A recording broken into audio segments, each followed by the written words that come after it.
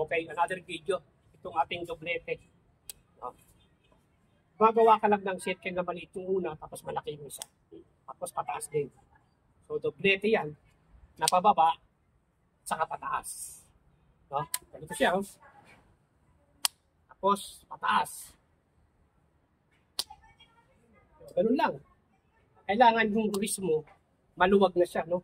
Para makagawa ka, maka-execute ka ng tamang doblete. Yan. So, pwede naman mag-twirling, tapos doblete ulit. Twirling, tapos doblete. So, para siyang dalawang doblete. Pwede siyang pataas, pataas, or pababa. Pababa. So, sana may tututunan kayo, no? Sa mga maiiksing video tutorial na ito. Iniiksian talaga natin para makopya ninyo, no? So, gagawa ka lang ng maliit na circle, tapos yung isa malaki. Yung isa malaki, yung isa maliit.